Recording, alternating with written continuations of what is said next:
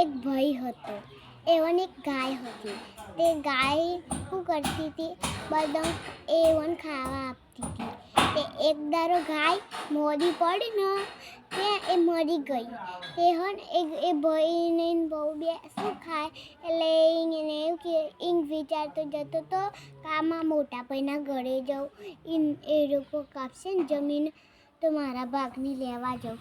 તો એ થોડી જમીન લેવા જાઉં ને તે મોટા ભાઈને કીધું, એ મોટા ભાઈ મને થોડી જમીન આપજે. તે મોટા ભાઈએ શું કીધું, તારી નોમની આ જમીન નહીં, મારા નોમની તારા નોમની તો આ ઘંટી છે, લઈ જવે તો લઈ જા, નકર ના લઈ જવે તો જા. તો એને તો વિચારતો જતો હતો કે મેં ઘંટી લીધી તો હા, પણ હું શું કરે ઘંટીનો. તે એક જાદુએ એક ચકલી આવતી હતી ને તે એ ભાઈને કેચ કર્યા. તે ને ઈવન કીધું તમે કોણ હો? એને કીધું હું જાદુએ છત્રીવાળો ભાઈ બધા ઘંટી હોજ કરી આપું છું. તે ઈવણે એવું કીધું મેં એ જાદુએ છત્રીએ શું કીધું કે તમે આવું વિચારો છો કે એને કીધું મેં ઘંટી તો લીધી પણ શું ખાઈશ. પછી ને વાત કરી તેને એવું કીધું ને એ કે મારે તો ભાત ખાવામાં ભૂસ્યો હું તેને તો ભાત કાઢી આપ્યા. પછી એને કીધું કે બંધ કરવાનું છે એવી રીતના. તે એણે કીધું કે લાલ કપડું નાખી દો હોન એટલે બંધ થઈ જા. તે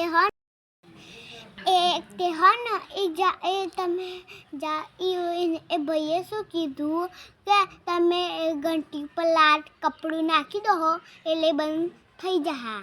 અને પછી એ ગળાઈ ગઈ, બધી વાત કરી વહુને. પછી શું થયું, લાલ કપડું નાખી દો એટલે બંધ થઈ જા. ઈવન ઘરે જઈને વહુને વાત કરી કે એક દારો ખોળ દોડતા હતા, એક દારો સોસી હતા. પણ એક મોટો ભાઈ જોઈ ગયો આટલી આ બધું આવું મોઢું લાવ્યો. તેને એવું વિચાર્યું કે આ ઘંટી બધું આપતી હશે. તે એક દાડો એ સોજી ભરતા હતા ને તે એક દાડો રાત્રે એ થોડું સોજીને વેચવા જાય ને એટલે પૈસા આવ્યા ને તે થોડું ગાડીને લાવે, ઘર બનાવ્યું. તે એક દાડો એક ભાઈ એ મોટો ભાઈ જોવા આવ્યો. તે એ રાતે ઘંટી લઈને જતો રહ્યો. તેને વહુને વાત કરી તે બધા રાતે નવરા દેવા જા ને તેને વહુએ શું કીધું કે હું શાક તો બનાવ્યું પણ મીઠું નાખવાનું તો ભૂલી ગઈ. તે મીઠા વગર તો ભાવે નહીં.